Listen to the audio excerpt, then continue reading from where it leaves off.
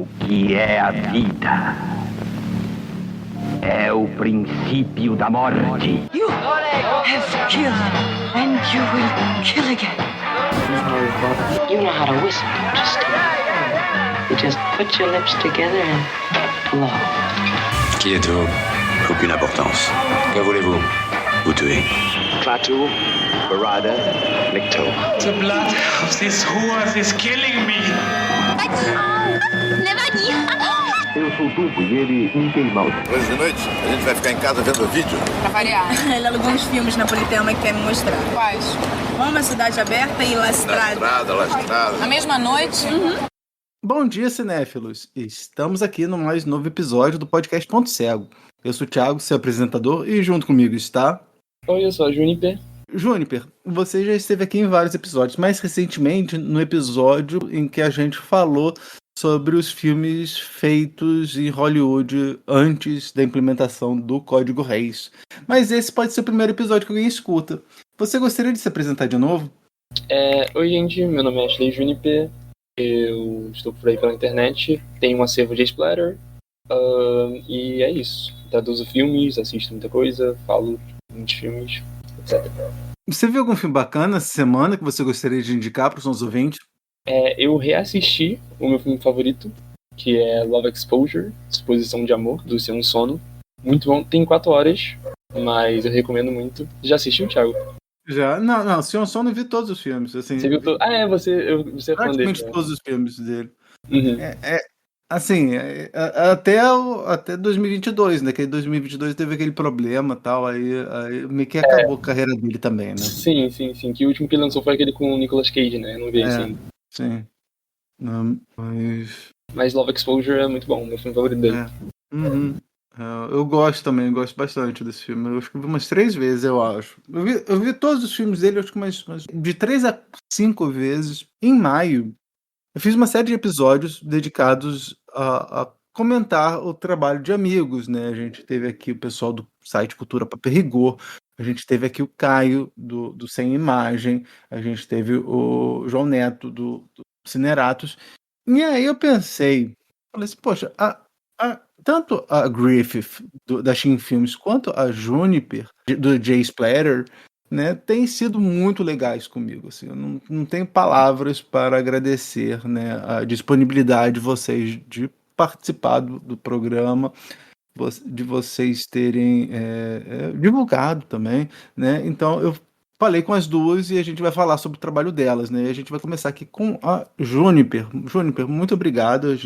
Eu gostaria de começar umas perguntas, né? A primeira pergunta que eu gostaria de fazer é como é que surgiu a ideia de fazer um acervo dedicado ao Jay Splatter? Mas, né, não é só Jay Splatter, né? É mais cinema de nicho, né, também, né? Japonês. Sim. Primeiramente, obrigada pelo convite, pelas palavras. Participar do Ponto Cego é uma experiência muito legal pra mim, que aconteceu assim do nada, né, naquele episódio, que a gente falou sobre o gênero de Jay Splatter em si, que o Cleitus não podia participar, né? Aí eu entrei no lugar dele. Mas eu adoro participar daqui, participar de muito mais episódios. Sobre o acervo, essa é uma história interessante, porque eu acho que foi em 2020, começou a ter muitas contas de Drive no Twitter, né? Começou com o acervo do Drive, aí foi tendo várias outras, tem algum no Drive. Começou a assistir filmes, que foi em 2022 também que eles começaram, se eu não me engano. E eu sempre via isso, né? Eu já sabia, piratear filmes, mexer em torrents, etc. Mas eu tinha meio que uma biblioteca minha que eu guardava tipo, em HDs, em pendrives, em drive também.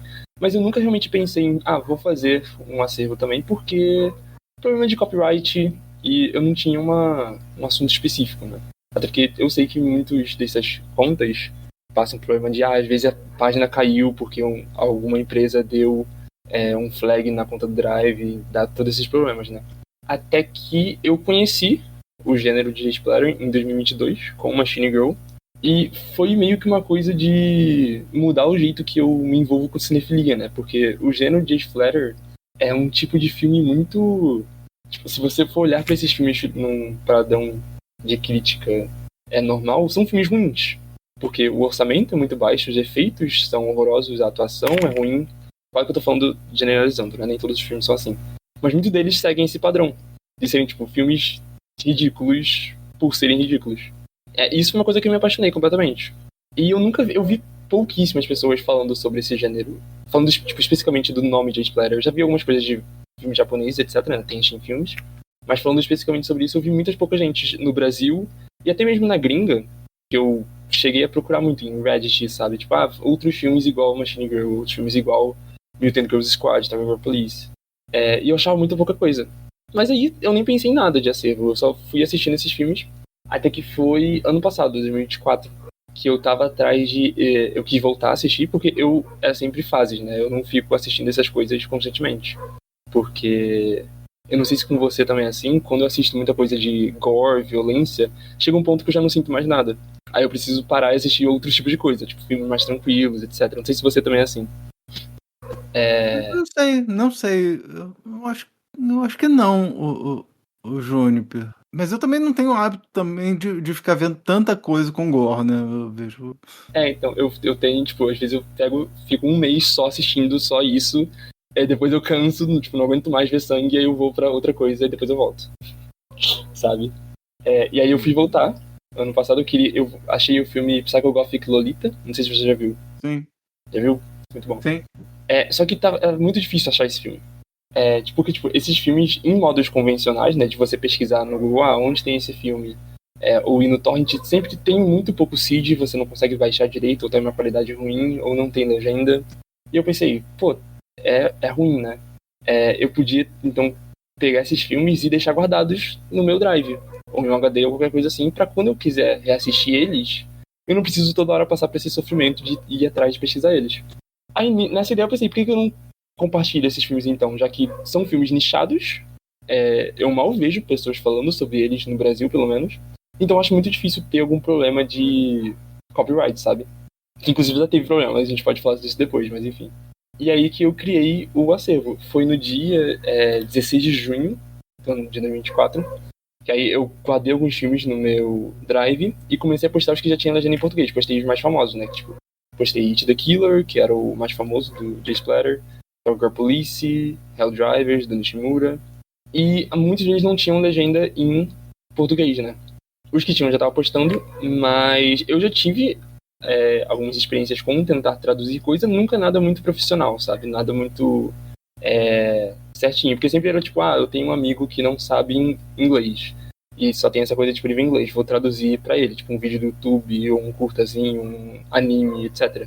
Então eu já tinha uma certa experiência, mas que não era nada demais.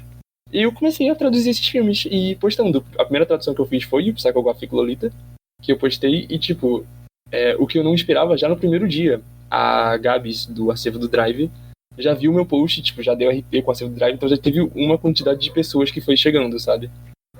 E aí foi meio que assim que o acervo foi criado. Qual é o critério para você escolher os filmes que você põe no Drive? É mais pela raridade, pelo impacto cultural? Por quê? Então, no início, eu queria muito pegar todos os filmes dessa bolha de J-Splatter que teve no final dos anos 2000 e início de 2010. Que no cinema japonês teve muitos filmes, assim. Tanto dos mesmos diretores que foi participando, tanto de alguns outros não tanto conhecidos, né? Que aí são os filmes mais famosos que eu já falo sempre aqui, do Nishimura, do Iguchi, filmes não tanto assim, enfim, vários filmes. E eu, assim, inicialmente eu não tinha um critério tão certinho. Tipo, eu só ia postando os filmes que eu já conhecia, que eu tava querendo assistir. Eu assistia, legendava e postava. Conforme isso foi acontecendo, teve pessoas que foram me pedindo filmes, falando, você tem tal filme pra postar? Filme que eu não conhecia. Porque eu tava conhecendo o gênero da J-Splatter e conforme eu tava criando acervo. Então, tipo, eu lembro que o primeiro filme que me pediram foi o Splatter Naked Blood, do Hisayasu Sato, que é esse diretor de Pinnacle. Eu não conhecia ele. Eu assisti pela primeira vez aquele filme na hora, que é um filme mais antigo, né? Ele é de 96, eu acho. Então eu fui pegando esses filmes que se encaixam nos critérios de ser de splatter, de sangue, ter uma coisa erótica ali, mas não no ponto de ser um pinco, nessa época ainda não. E de ser, tipo, ridículo. De ser uma coisa também comédia, não só, tipo, um slapstick, né? Tipo de Evil Dead. Não só gore, etc. E foi assim que foi se criando, né? Só que isso foi começando a mudar, até porque o J. Splatter não tem um significado, uma definição tão certinha. Se você pesquisar o J. Splatter no Google, você não vai ter falando, J. Splatter é isso, isso e isso. Porque é uma coisa que foi mudando, sabe? E aí isso foi um problema que a gente foi fazendo conforme o passar do tempo. Porque eu sabia que esses filmes de 2010, 2009, eles iam eventualmente acabar. E isso era uma preocupação minha. Eu pensei, tipo, quando esses filmes acabassem, quando tipo, eu postasse todos os filmes famosos que tem, ou os filmes mais conhecidos da história, mesmo que seja no nicho, né, os mais conhecidos do nicho, como é que vai ser? A gente vai acabar com o acervo, a gente vai começar a postar outras coisas, porque eu nunca tinha pretensão de postar, tipo, qualquer filme japonês ou qualquer coisa, assim. Porque esses filmes mais famosos é muito fácil você conseguir de outras formas, sabe? Eu queria postar as coisas que são difíceis de você ir atrás. Então isso foi uma grande motivação. Tanto que depois... Pode falar. Admiro no trabalho de vocês, no pessoal da Shin Filmes, no pessoal do Drive de Alexandria, e mais tanta gente assim, é que vocês são mais específicos. O pessoal do AFLA, acervo soviético, né? Vocês buscam umas coisas mais específicas que são muito difíceis de achar. Assim, claro que assim, em termos de divulgar a cultura, né? O trabalho que os Gabriéis, né, tanto o Gabriel do Clube do Drive quanto do Plano de Sequência, ou do Santi, né, é bom porque... Mas eles acabam focando mais em filmes mais conhecidos, né? Que tem seu papel, né? Mas eu acho que o que vocês fazem, né, de trazer coisas que são muito mais difíceis de encontrar, coisas que você não encontra, mesmo como você falou, né? O torrent muitas vezes não tem seed. Exatamente. E algumas coisas o pessoal só consegue em tracker privado, essas coisas assim, né? É um trabalho de divulgação que eu acho muito interessante. Sim. Então, eu acho que os drives, tipo, o Clube do Drive, por exemplo, é muito interessante que você ter um desses de filmes famosos, e principalmente de filmes recentes. Porque eu vejo muito ele postando, às vezes tem um filme que sai, e no momento que sai o VOD, no momento que ele sai digital, já tem lá, o Cabana, por exemplo. Ele faz muito isso, já sai o VOD, às vezes nem no Drive, porque o Drive tira na hora. Às vezes é outro site. Isso é muito interessante, mas isso não é algo que eu, por exemplo, me interesso, porque eu não vou tanto atrás de filmes que lançam recentes, assisto muita pouca coisa recente. Pelo menos o meu objetivo, e eu imagino que seja também do acervo soviético, e entre outros, é de você preservar aquela época que já aconteceu, aqueles filmes que aconteceram, mas é muito difícil de você achar eles, sabe? Tanto que você comentou de tracker privado, um ponto muito importante do acervo foi quando o Twitter caiu. Que a gente ficou, eu não lembro quanto tempo a gente ficou sem Twitter no Brasil. Uhum. E aí todos os drives começaram a criar Telegram, foram pro Blue Sky, etc. Eu conscientemente também fui. Eu lembro que nessa época foi quando eu chamei o Kamagi, que é o outro ADM, que ele entrou, porque antes era só eu fazendo todos os filmes, dando o meu jeito, etc. E aí eu chamei esse outro cara que eu conheci ele pelo acervo, que ele começava a comentar nos posts. E ele já falava comigo, se você quiser ajuda pra legendar coisa, etc. E quando tava, tipo, essa loucura do Twitter, eu falei, se você quiser, vem me ajudar. E muito importante pro J. Splatter, pro acervo J. Splatter, foi ter criado o Discord. Que eu conheci muita gente e eu até melhorei na minha pirataria com o acervo. Porque eu lembro que, assim, conforme eu já tinha postado meio que quase todos os famosos. Então eu tava indo atrás de filmes mais nichados, mas que nem eu tava conseguindo achar. Eu lembro que eu postei, gente, alguém sabe desse filme aqui? Era Alien vs Ninja, que foi um filme da Sushi Typhoon, que era uma produtora do Takashi Miike, que ele era o líder, que fez muitos filmes de Splatter, né, mas durou, tipo, 1 ou 2 anos. E aí foi lá que me introduziram a tracker privado, sabe? Que eu não tinha nenhum ainda. Eu sabia que existia, mas ninguém tinha convites, etc. E eu acabei entrando em tracker privado de filme japonês, etc. E aí ficou muito mais fácil pra mim achar filmes... e ir atrás de outras coisas. Entendi. Então é meio que é isso, sabe? E então, aí sobre a J. Splatter, a gente percebeu que, eu e o Kamagi, a gente percebeu que não... O acervo iria acabar se a gente ficasse só postando filmes com esse critério bem específico de precisa ter sangue, precisa ser uma comédia ridícula. E aí a gente comentou, acho que a gente postou no Twitter, em todas as redes, falando pro pessoal, vocês querem que a gente foque só nesses tipos de filmes?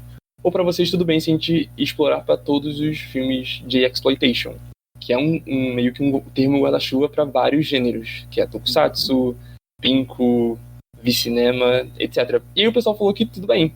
Por isso que hoje em dia nem faz tanto sentido chamar de acervo de Splatter, porque a gente posta muitas outras coisas. A gente já postou tokusatsu, postou pinku, mas sempre nessa ótica de nichado, coisa difícil de achar, coisa que ninguém nunca ouviu falar, etc. Entendi. E quantos ADMs tem na página? Atualmente a gente tá com 4, que cumprem funções diferentes. Tem eu e o Kamagi, que foi os que entraram no início, né, desde 2024, que a gente meio que é os principais em postar filmes e legendar. A gente tem a Nico, que ela já legendou, ela traduziu um filme de um conto do Junji Ito, que é a Marronier, mas ela foca mais na parte de administração do servidor do Discord, que já virou uma comunidade enorme, tem muita coisa lá, então a gente deixa isso mais com ela.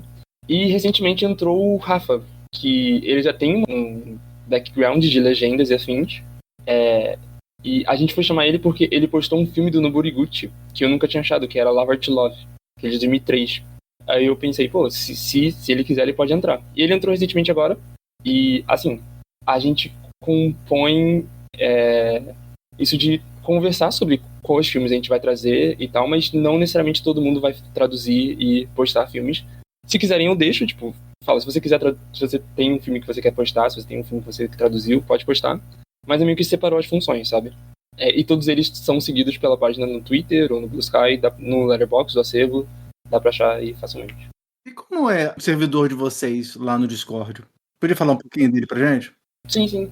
O servidor inicialmente era só pra ser um backup quando o Twitter caiu, né, pro Blue Sky, etc. Eu só postava os filmes lá. E era um lugar melhor pra conversa também. Porque tem um grupo do Telegram, mas pouca gente aparece por lá. Então o Discord era meio que um lugar bom pra eu conversar com o pessoal e falar, tipo, vocês preferem isso, vocês gostam disso, tipo, se vocês quiserem pedir filmes, principalmente, pra gente postar, tudo bem, posta aqui. Início desse ano começou a já se tornar-se uma comunidade maior, porque a gente começou a fazer sessões de filmes, a gente começou a fazer cineclube, watch parties, então está sempre tendo alguma coisa. O foco continua sendo em filmes japoneses, nichados, filmes japoneses de terror, pincos, etc. Mas nem sempre, às vezes, tipo, tem uma pessoa que fala, eu quero assistir tal filme americano famoso, quem quiser assistir eles se juntam lá e vem. Mas tem vários projetos, e principalmente quando tem alguma comemoração, tipo, em junho agora desse ano, o acervo fez 1 ano. Aí eu pensei, como fez 1 ano, a gente podia fazer umas 2 semanas especiais, que eu chamei de Semana de Splatter, que foi passando vários filmes que eu considero, tipo, essenciais pro gênero, e que ninguém nunca tinha assistido. E aí, tipo, foi 14 dias direto, só com o filme passando lá no servidor. E eu passei vários curtas, passei vários filmes que a gente traduziu e que nunca tinha passado antes. Por exemplo, filmes muito antigos do V-cinema, tipo Biotherapy, Guzo, etc. E filmes mais famosos, a gente passou Bloody Chainsaw Girl, enfim. E aí, hoje virou um ambiente não só do acervo, tem a partezinha lá do acervo, né? Tem os filmes pra você pedir, tem os filmes que a gente posta, mas também virou um server variado que a pessoa conversa sobre várias coisas de cinema, de cultura otaku, por exemplo. Tem um canal lá, o pessoal fala de anime e mangá, tem o pessoal fala de jogo.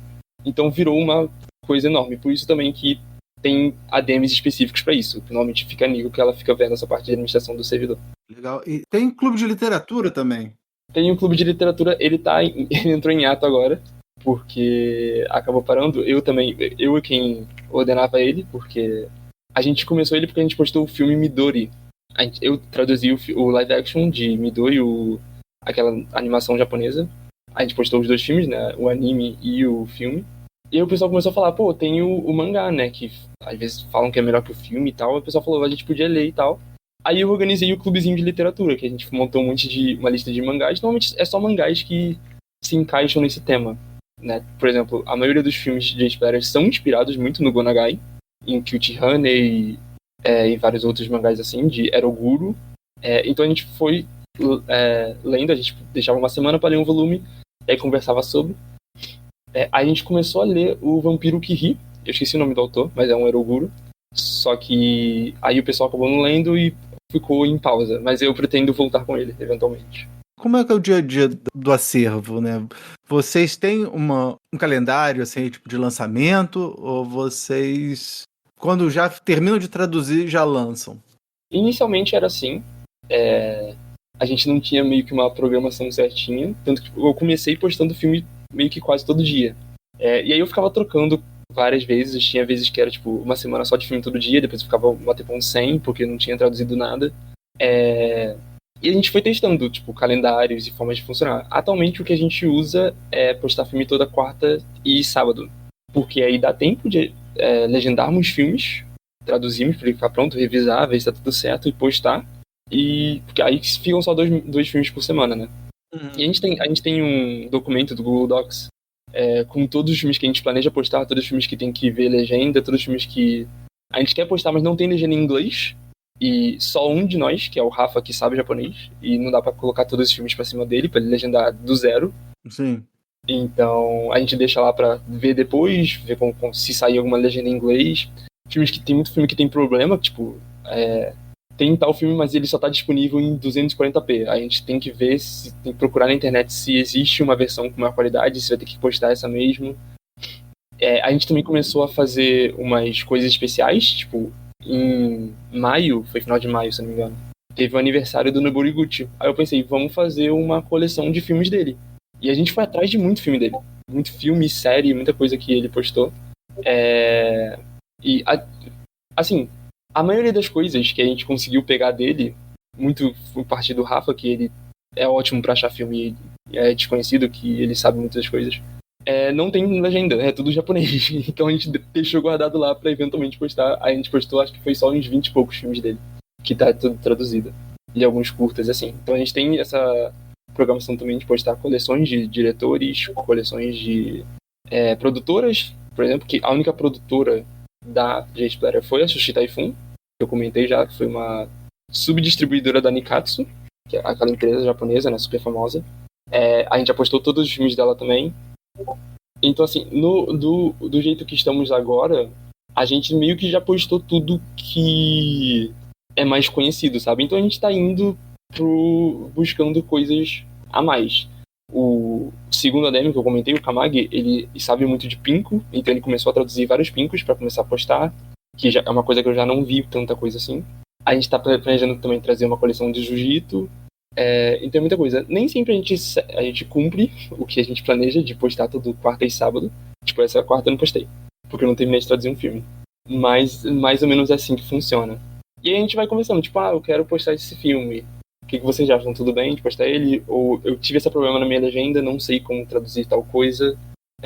E vai mais ou menos assim que funciona.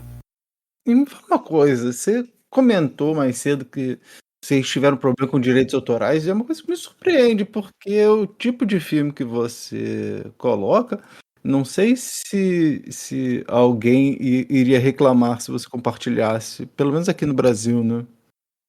Então, eu não tive muito problema de criar o acervo por causa disso, porque eu achei que era muito difícil ter algum tipo de reclamação. Até porque a maioria dos filmes é tudo de 2010 pra trás, sabe? Só que a gente teve um negócio porque eu fui meio... não tomei cuidado, porque tem um mangá do Gonagai, que é Lion Girl, e ele teve uma adaptação em 2023. Aí eu achei esse filme e eu postei, porque já tinha legenda em português, eu falei, postei. Isso foi... eu acho que o problema que deu foi quando o Twitter voltou, que a gente foi lá e todos os filmes que a gente postou enquanto o Twitter tava pra baixo, a gente postou de novo no Twitter. E o diretor desse filme, que é o Kurono Mitsutake, ele tem Twitter. E aí eu acho que ele viu, não sei exatamente o que aconteceu, mas eu recebi um e-mail da Toei. Nossa! falando você postou coisa de direitos autorais, e aí eles não... eles só cortaram o acesso ao filme. Tipo, se você clicar no link, não vai ter nada lá. Mesmo que o filme esteja lá pra mim ver, mas tava disponível pra todo mundo. Entendi. E o outro, a gente tinha postado também um outro filme do Kurono Mitsutake, que era Gunwoman, que é de 2013, eu acho. Aí ele tirou os dois.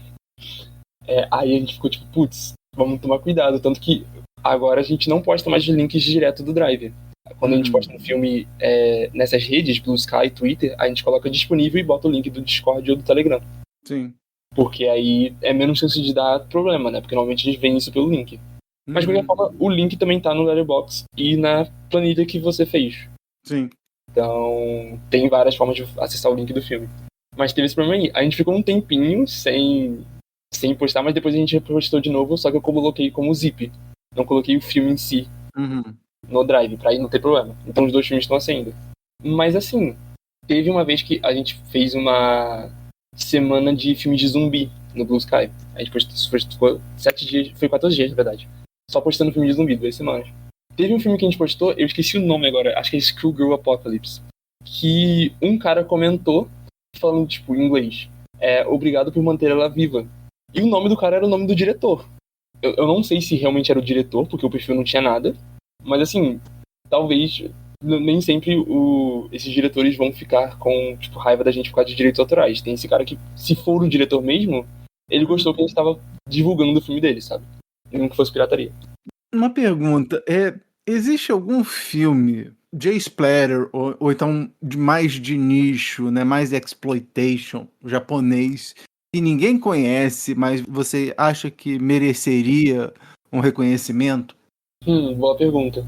Falando do nicho em si, de filme que até as pessoas do nicho eu não vejo muito falando sobre, eu gosto muito de Bloody Chainsaw Girl, que é um filme de 2016 do Hiroki Yamaguchi, que ele é adaptado de um mangá. Eu não li o mangá ainda, a gente quer fazer o mangá no clube de literatura. E assim, eu passei esse filme na semana de espera que teve no servidor do Discord, porque eu vi que quase ninguém conhecia esse filme. Até porque esse é um filme que ele veio depois do boom de J-Splatter, né? Porque o J-Splatter meio que pararam completamente de ser feitos em 2012. Então o que a gente tem depois são tipo restos, sabe? E eu diria esse filme, que ele é um filme, pra mim, ele encapsula muito o que é J-Splatter. Que ele tem todo o sangue realista, ele tem essa comédia estranha, ele tem todo esse elemento do V-cinema, de ser filmado como se fosse um JAV, sabe? Eu acho que esse filme que eu escolheria. Mas tem muitos outros filmes ainda mais desconhecidos do que esse, sabe? Tem um, posso comentar sobre ele também, que é Zone Video. Ninguém viu esse filme. Quantas pessoas viram esse filme? 152 pessoas viram esse filme no Letterboxd. Que é meio que uma homenagem a filmes de zumbi.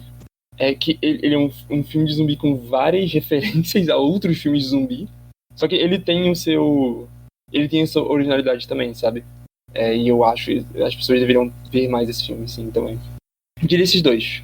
O Bloody Chainsaw Girl eu vi em 2019, mas usar um vídeo... Assisti. Mas usar um vídeo eu só conheço porque é o último... da lista, então eu sempre quando na hora que eu vou adicionar novos filmes na lista eu meto os olhos nele pra aumentar o número de linhas. Assim, a gente tem muita coisa desconhecida, coisa que nem eu assisti, eu só postei porque eu sei que é desconhecida, mas eu preciso assistir ainda. Agora, perguntando uma coisa mais pessoal, você disse que o J-Splatter fez com que mudasse a sua cinefilia, né, a forma como você encara, se relaciona com os filmes. Eu queria saber qual é o tipo de relação emocional que você tem com esse tipo de filme, né? Qual é o tipo de fascínio, desconforto ou catarse que ele te proporciona? Boa pergunta. Sobre isso, é que assim, o sentimento que eu tive quando a J-Splatter começou a ficar mais famosa, quando eu conheci muitas pessoas por causa da J-Splatter, né? Eu conheci o pessoal da Shen Filmes, conheci você do podcast, muitas outras pessoas que já têm esse envolvimento com o cinema. E assim, eu assisto filme desde sempre. Desde que eu sou criança. A primeira memória que eu tenho é assistindo Star Wars, sabe? Mas eu percebi que essas pessoas que eu conheci pela J-Splatter, elas tinham um conhecimento muito maior do que o meu. Tipo, às vezes eu ia conversar com alguém falando sobre filme e tal, filme japonês, etc. E tipo, eu não sabia nada que as pessoas estavam falando. Eu não assisti nada. E isso me deixou muito... de preciso saber mais das coisas, preciso ir atrás, que foi uma coisa que a J-Splatter me proporcionou, que eu conheci muito filme com ela, que antes eu nunca nem tinha ouvido falar. E esses filmes é muito interessante pra mim, porque assim, os meus filmes favoritos, eles nunca iam muito pra esse lado de filmes que todo mundo fala, esse filme é muito bom por causa de tais motivos, tipo esses filmes mais que todo mundo considera filmes bons. Tipo, eu tenho alguns desses. Tipo, 2001, Do The Right Thing, por exemplo, que são filmes que eu gosto muito. Mas são filmes que todo mundo gosta, todo mundo sabe porque eles são bons. Os filmes que eu mais deixava como meus favoritos, filmes que mais falavam comigo, eram filmes só que eles tinham alguma coisa ali pra mim. Tipo, antes de The Splatter, o meu favorito era As Vantagens de Ser Invisível. Porque eu assisti ele com 12 anos. As Vantagens de Ser Invisível. Sabe esse filme? Sim. Eu não vi, não. Com 12 anos. Você não viu? Não. Assim, se eu assistir ele hoje em dia, talvez eu não ache ele muito bom, mas eu gostava muito quando eu era adolescente. Não, tá na minha lista pra ver desde essa época, tá aqui no HD. Desde que saiu. Tá no HD externo, mas eu acabei nunca tendo oportunidade de assistir. Uhum. Então, eu sempre gostei muito de ir atrás dessas coisas que estavam meio que escondidas, que não estavam no mainstream, sabe? E eu sempre gostei muito de filme que todo mundo falava que era ruim. Filme que as pessoas normalmente não gostavam, né? O que talvez foi o que me fez ir atrás de filmes gore, assim, etc. E o que me fez gostar de Machine Girl foi meio que essa mistura, porque Machine Girl e outros filmes da Jade Splatter não são essa violência necessariamente pra te deixar mal. Tipo, o Guinea Pig, por exemplo. Eu adoro o Guinea Pig. Os iniciais, eles são essa violência que é uma violência séria, é uma violência que você fica tipo, meu Deus, caramba. Mas os outros Guinea Pig, a partir do 3, eu acho, e a maioria dos Jade Splatter, eles são uma violência que ela não é realista. Tipo, você corta alguém e sai tripas que nem existem no corpo humano, sabe? E aí você coloca esse tom de humor que tem no Evil Dead, por exemplo. E eu gosto muito disso. Por que eu gosto disso? Aí não sei te dizer com palavras específicas. Porque eu sempre gostei dessas coisas ditas como ruins, essas coisas exageradas. Elas falam muito comigo, sabe?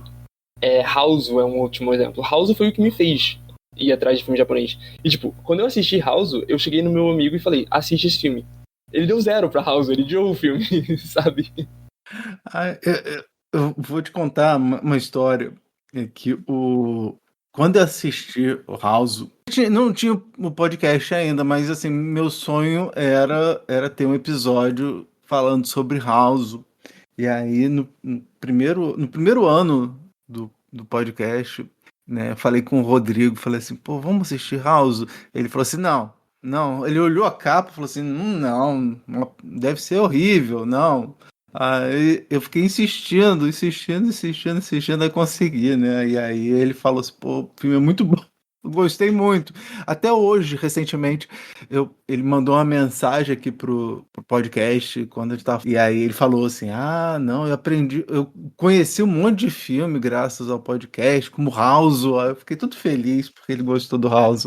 Porque é bom também, né? Você indicar um filme e a pessoa gostar, né? Sim. Então, eu meio que encontrei a minha comunidade com a The Splatter também, né? Porque antes disso, meus amigos, eles assistiam os filmes estranhos, mas nada tanto assim, né? Você já ouviu falar de 1313? É uma série de filmes do David Decoteau. Sim, já. Você Nunca conhece? vi nada, não. Mas eu conheço porque eu vi algumas coisas do David Dakota ele acabou ficando mais famoso recentemente por conta daquele filme do Gato Falante. Eu acho que eu não vi esse ainda. Eu só vi os 1313 dele, mas eu quero ver mais dos filmes da discografia dele. Eu conheço os mais antigos, né? Aquele Sorority Babes in the Slime Bolorama, Sim. Creepazoides e o Nightmare Sisters. Uhum. Né? Mas aí depois ele resolveu fazer o 1313, né? Que é bem exploitation, pelo que eu soube. Ele fez um de Pé Grande. Cadê? Deixa eu ver. Tem um do Pé Grande. Eu não vi esse ainda. Ele dirigiu 180 filmes. Ele tem muito filme. O Didi Cooper e o Pé Grande, um troço desse. Sim. Isso mesmo. Não, é porque assim, eu falo que teve vários podcasts que serviram de inspiração para esse, né? E um deles era um exclusivo de exploitation, que era o Badasses, Boobs and Body Counts, que era fantástico, assim, eram duas pessoas, né, a Iris e o Mike, e aí depois entrou entrou mais um mais tarde. E aí eles tinham um troço com pé grande, e aí eles faziam meses temáticos do podcast falando sobre pé grande, e aí eles falaram desse filme do David Dakota. Mas ele ficou conhecido com aquele filme do Gato Falante, que é um filme que o Eric Roberts faz o papel do gato e ele não tá com o menor saco de fazer, assim. Sim, eu vi aqui esse filme, mas eu não assisti ainda não. Não conheço. Mas o 13 fala do 1313. Que eu não conheço. É porque a gente teve sessões do 1313 no servidor, né? Porque o Cineclube, ele tem uma listazinha, que aí todo mundo manda indicações e a gente sorteia os filmes. Aí o Kamagi, que é o Otodemi, que ele é maluco da cabeça, ele colocou todos os 1313 nessa lista. Então a gente foi sortear, aí veio um 1313. Só que assim, o 1313 que veio foi o Boy Crazies, que era um de vampiro. E tipo, todo mundo viu o pôster e ficou, nossa, vai ser um filme de vampiro, vai ter sangue, vai ter... a capa parece ser um pornô gay, sabe? Então tipo, vai ter alguma coisa maluca. E a gente foi assistir o filme. O filme... Porque eu não sei como são os outros desse diretor. Mas assim, o 1313, pelo menos esse também. Assim, é um filme que não acontece nada, de certa forma. Porque, tipo, tem uma historiazinha lá que eu já não lembro. Mas assim, os vampiros não tem sangue, não tem nada assim demais. Quando tem uma morte, é só uma morte off-screen. Você tem muitas sequências com um filtro azul, que é representar a noite, e que é só uma pessoa andando pela casa, e o diálogo da cena anterior se repetindo, pra o filme ficar com, tipo, a duração de um longa-metragem. E, tipo, você não tem... Tipo, vários homens sem camisa, sabe? Você não tem esse... Todo mundo tava esperando que ia ser, nossa, ter erotismo, etc. Ia ser um soft porn, alguma coisa assim. E, assim, você tem algumas poucas coisas. Tipo, você tem cenas dos caras malhando, você tem cenas dos caras tomando banho, mas não mostra nada. Mas, assim, também não chega lá, sabe? E, tipo, todo mundo odiou o filme. De certo, mais ou menos. Teve, tipo, 2 pessoas que gostaram. E eu fiquei assim, sem saber o que dizer sobre esse filme. A minha primeira reação foi, tipo, zoar ele. Falar, nossa, esse filme é perfeito. É o melhor filme já criado. É o ápice do cinema. Mas eu fiquei, tipo, pô, será que eu tô sendo justa com esse filme? Ficar, tipo, zoando ele, falando que ele é mais do que ele tenta ser, sabe? Depois a gente assistiu mais 2 já. A gente assistiu um de alienígena, que não tem alienígena. E o último que a gente assistiu foi o Actor/Model, que é meio que um slasher de atores e modelos. Mas assim, aí eu meio que cheguei numa espécie de conclusão sobre 1313, porque esse filme parece que ele tá tentando muito não ser um filme. Eu não sei se eu estou errado nisso, não sei se outras pessoas pensam outro tipo de coisa, mas assim, parece muito que ele tenta fazer você criar essa expectativa de que, nossa, essa cena vai ter sangue, essa cena vai ter alguma coisa, vai ter um tipo de erotismo, não sei, vai ter alguma coisa. E não acontece nada. É só eles com aquela atuação incrível, cenas de pessoas andando pela casa pra aumentar a duração, e fica nisso. É uma coisa que, tipo, nunca tem é um build-up, tipo, vai crescendo e nunca tem a recompensa pelo seu crescimento, sabe? Nunca vai pra lugar nenhum. E eu fiquei muito interessado por isso, porque, tipo, normalmente uma pessoa encontra isso e fala, nossa, é um filme chato, nunca mais eu vou assistir isso de novo. Mas eu fiquei muito... sei lá, isso é muito interessante pra mim, um cara fazer um filme, eu não sei quais foram os motivos dele fazer o filme, eu não sei se... Porque eu sei que ele aluga aquela mansão lá, porque todos os filmes passam na mesma mansão. Sim. Ele aluga aquela mansão e ele faz vários filmes no mesmo dia, sabe? Então, tipo, eu não sei se ele estava só querendo fazer o máximo de filmes possível, eu não sei se tinha alguma direção artística por parte dele, mas pra mim é muito interessante essas escolhas. E não é tão correlacionado com o Jay Splatter, mas eu traço essa linha de filmes que saem da norma, sabe? Filmes que não tentam seguir esse padrão de, precisa ter um filme com um roteiro que faça sentido, com 3 atos, precisa ter uma atuação boa e dramática, precisa usar a música nesse momento pra fazer você chorar e precisa ter um arco de personagem. Tipo, não. O filme não precisa seguir as regras. Que foi um ponto que o House me introduziu, sabe? Porque House é uma loucura. House tem uns efeitos malucos e completamente bizarros. E, tipo, você percebe a tela azul nas cenas, sabe? E você percebe que aquilo é falso. Mas o filme não se preocupa em tentar trazer esse realismo pra você. Do contrário de outros filmes. Sim. Sabe? Sim. Então, eu acho que isso que me pega muito nesses filmes, sabe? Que eles não... Eles estão, tipo, quebrando a fórmula do que é ser um filme. Enfim, E diz uma coisa, como vocês percebem, assim, o pessoal que interage com vocês, assim, seja no Discord, seja nas redes sociais, assim, vocês conseguem notar um perfil, assim, de gente que procura esse tipo de filme? A gente vê muito pessoas que estão imersas nesse nicho, né, de filmes. Tipo, eu conheci muita gente que já tem uma coleção de filmes no VK, sabe? Aquele site russo, que posta muita coisa lá. Então já conhece esse gênero. Mas uma coisa que me surpreendeu também é que eu vi muitas pessoas que vieram falar comigo e começaram a assistir esses filmes por causa da página. Que era algo que eu não esperava. Tipo, que eu não conhecia, mas aí, tipo, quando alguma outra página famosa dava RT na gente, tipo, a gente já fez uma parceria com a Horror no Drive, num especial de Halloween, o acervo do Drive, a gente às vezes fala com a gente, essa pessoa achava Jade Splatter e ficava, interessante esse filme, começava a assistir e ficava tipo, nossa, nunca tinha visto algo assim antes, sabe? Mas o perfil mais comum são as pessoas que já sabem desses gêneros de filmes, já conhecem esses filmes japoneses e vão pela gente pela facilidade, eu imagino, porque já é uma coisa no Drive, você não precisa ir atrás de torrent, você não precisa ir atrás de legenda, e afim. Acho que o perfil comum é esse. Sobre o perfil do Drive, sobre o Discord, você está satisfeita? Teria alguma coisa que eu deveria ter perguntado, que eu acabei não perguntando, que você acha que seria interessante o pessoal saber? Uma coisa que eu lembrei agora, eu tava passando aqui no Twitter pra ver se tinha uma coisa que eu queria falar, é que no especial de... Foi no especial de um ano? Deixa eu ver. Não. Foi no ano passado. No ano passado, eu via que muita gente não tinha esse conhecimento do que era Jade Splatter, né? E nem eu tinha essa definição tão clara. Aí eu fui atrás de fazer um texto explicando o que é esse gênero, como esse gênero foi criado, que foi meio que a gente conversou naquele podcast do gênero em si, do Jade Splatter, que a gente fez com a Griffith.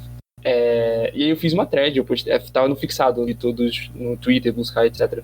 Da Jade Splatter, que aí eu conto como que foi criado todo esse processo do V-Cinema, com Tetsuo, com Sato, It the Killer, como que teve o ápice desse gênero com Sushi Typhoon e como que ele morreu.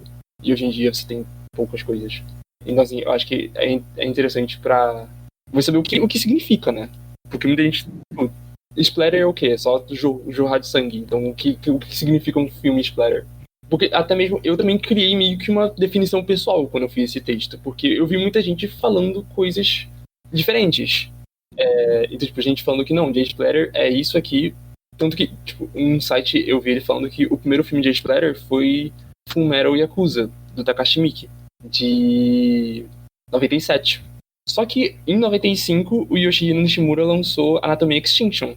Que Yoshihiro Nishimura é um dos grandes diretores de Jade Splatter, né? Então, tipo, tecnicamente, Anatomy Extinction seria o primeiro Jade Splatter. Que aí ninguém nunca falou isso. Fui eu que disse isso. Se tá certo ou não sei. Mas aí foi a minha definição pessoal que eu criei. Aí é isso. Falando do gênero Jade Splatter, né, retomando aquela discussão que a gente teve. Você falou que o Jade Splatter, ele surge nos anos 90, né, mas o que diferencia ele do Splatter ocidental, assim, tipo aqueles filmes do Herschel Gordon Lewis, por exemplo? Você viu os filmes dele? Não, acho que não. Eles são bem divertidos, assim. É tudo dos anos 60, assim. E tem um filme que o pessoal dá nota baixa, mas eu acho divertidíssimo o final, que é o Godfather of Gore, eu acho que é esse que é o nome. Pelo nome parece ser muito bom. Wizard of Gore. Godfather of Gore é o título que dão a ele, a esse cara que é o Herschel Gordon Lewis. Ele fez um filme chamado Wizard of Gore. Vou assistir. Ele fez o Blood Feast, né? O Blood Feast, sim. Blood Feast foi o filme que criou o termo. Ele é considerado o primeiro splatter de cinema. Assim, eu não lembrava dele pelo nome, mas eu conheço o Blood Feast, sim. Sim. O Blood Feast e o Wizard of Gore são meus favoritos dele, assim, o Blood Feast. Sim. Aquele ator que faz o egípcio é engraçadíssimo. Não preciso assistir. Então, porque sobre essa pergunta, eu não vi tantos splatter americanos, né? Eu vi esses famosos, que tem o Dawn of the Dead, que do Romero, que ele foi meio que a primeira vez que usaram o nome splatter para se referir a um filme, que ele mesmo usou, ele falou que o filme dele era um splatter, o Dawn of the Dead. Tem o Evil Dead, né? Mas assim, tem muitos outros que eu quero assistir. Tem esse Blood Fish, tem o I Drink Her Blood, não sei se você conhece. Sim. De 71. Canibal Holocausto, etc. Mas assim, o que eu vejo por esses filmes ocidentais que eu vi, não são poucos, é que o J-Splatter japonês, ele tem essa coisa de levar mais pro ridículo, que o Evil Dead faz isso, mas assim, eles fazem de formas meio que diferentes, sabe? E a forma de isso tem muito no Mutant Ghost Squad, que a gente falou também naquele episódio. A forma que ele grava é meio que como se fosse a gravação de um JAV, que é os filmes adultos japoneses, né? Ele grava como se fosse um JAV, mas em vez da câmera olhar meio que com um olhar sexual, ela olha com um olhar de violência. Então, tipo, ele grava a violência como se fosse uma coisa erótica, sabe? Eu não sei se tem algum filme ocidental que faz isso. Tá, provavelmente tem, mas eu não conheço. Quero ir atrás. Mas isso é uma coisa muito comum no J-Splatter. É claro que não todos, mas eu acho que é uma diferença mais principal, assim, que eu vejo. E também tem as raízes de Tokusatsu, né? Que você não tem no ocidental. Tipo, tem, tipo, Robogeisha. Que eu não sei se você viu Robogeisha. Não. Tem um robô gigante no final. Não. Então, E em termos do J-Splatter, né? Você considera que tem algum diretor, algum filme que você acha que está subestimado dentro desse gênero? Assim, um diretor que é menos conhecido que um Noboriguchi, mas que você acha que merece, assim, o pessoal fala assim, não, olha, esse cara tem produzido, quer dizer, esse cara produziu algumas coisas interessantes que vale a pena dar uma olhada. Meu primeiro pensamento é o Taku Sakaguchi, mas porque o Taku Sakaguchi, ele atuou em muitos filmes de Splatter. Ele tá em muitos dos filmes conhecidos e tal, mas ele também já dirigiu filmes, só que ninguém, assim, não muita gente conhece os filmes que ele dirigiu. Ele dirigiu Yakuza Weapon, ele dirigiu um filme de zumbi, que eu esqueci o nome agora. Eu acho que ele dirigiu só 4 filmes. Mas assim, ninguém conhece esse filme, sabe? E eu acho que ele é uma presença muito importante no J-Splatter, tanto quanto o Iguchi, o Nishimura e tal. Assim, o que conhecem dele foi que ele dirigiu uma parte do Mutant Ghost Squad, né? A primeira parte. Não, o que eu conhecia dele antes de conversar com vocês naquele episódio foi aquele filme que ele fez com o Sr. Sono, né? O Why Don't You Play in Hell. Ele atua nesse filme, né? Ele é o Bruce Lee. Ele é o Bruce Lee. É o cara que se veste que nem Bruce Lee no Why Don't You Play in Hell. Nossa, que legal. Eles são meio que o trio, né? Eu acho que ele não recebe tanto reconhecimento quanto o Iguchi e o Nishimura. E eu lembrei de outro também, que é o Yudai Yamaguchi, que ele fez Meatball Machine, que também é um filme muito importante, é um filme de 2005, sabe? Que depois o Nishimura fez uma sequência / remaster, remake, e ele fez também um filme, ele fez o Yakuza Weapon com o Taku Sakaguchi e Battlefield Baseball, que é outro filme também bem importante, que é um filme de zumbis de beisebol, que já é um J-Splatter mais nonsense, sabe? Que você tem umas coisas muito sem sentido nesse filme.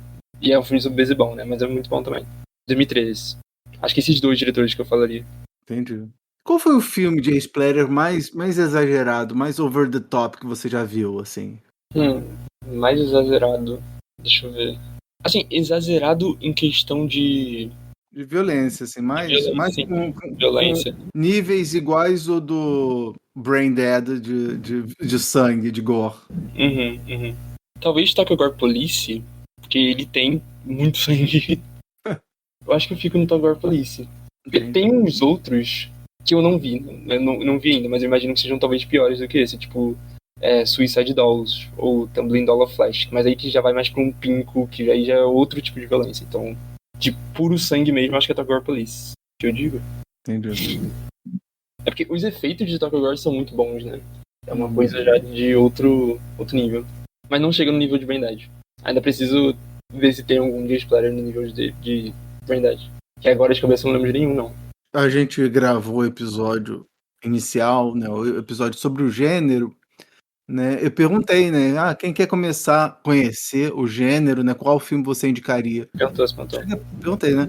Então, eu queria saber e o próximo passo. A pessoa viu os filmes e aí agora olha pro seu catálogo, olha essa lista de 158 filmes e aí fala assim, por onde eu começo? Por onde eles começariam?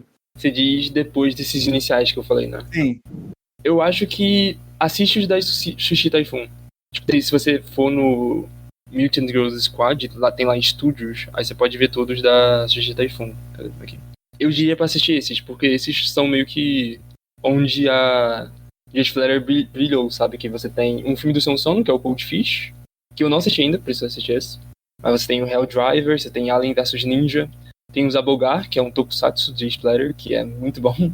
Tem o Deadball, que é uma sequência espiritual do Battlefield Baseball.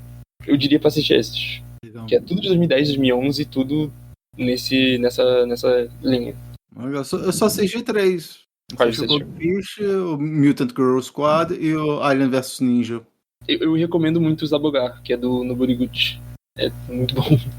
Vou botar aqui na minha watchlist. E eu recomendo, assim, ver esses diretores mais conhecidos. Assiste os outros filmes do Iguchi. Eu acho que ele seria o meu diretor favorito. Ele tem Dead Sushi, Nigumazi. E ver o que você gosta. Se você gostar mais do sangue, aí você fica nesses, né? Mas se você preferir mais os filmes de cinema, por exemplo. Aí a gente tem muita coisa dos anos 80, anos 90. A gente tem Biotherapy, tem Cyclops. Tem muita coisa Pinko, do Sato. A gente postou recentemente Time Adventure e Orgasm Miracle, que é Pinko, de viagem no tempo, maluquice. E tem os clássicos também, né? Os filmes mais famosos, Tetsu, enfim. Vai muito do que a pessoa sentir que ela prefere mais. Mas esses são os principais, assim, que eu diria. Entendi. Teve algum filme dessa lista, dos 158 filmes, que você ainda não viu, mas você quer muito ver, né? O seu, entre aspas, ponto cego? Tem um que é o... Esse filme tem vários nomes, mas o nome principal dele no Letterboxd é Sword of Blood. É um filme do Takanori Tsujimoto. Ele fez Hard Revenge Midi, que é um outro Jade Flatter não tão conhecido assim, que é bem John Wick, tipo filme de vingança. E esse filme, quando eu pesquisei o que era Jade Flatter, eles tinham umas listas, né, de filmes principais. Esse é o filme que falavam nessa, então, já é um filme mais conhecido, que eu ainda não assisti. Né? Se bem que no Letterboxd ele tem tipo, só 141 pessoas assistiram. Mas é um filme que eu quero muito ver. Eu traduzi ele, não sei mais ou menos o que acontece, mas eu não assisti, só traduzi só pra postar.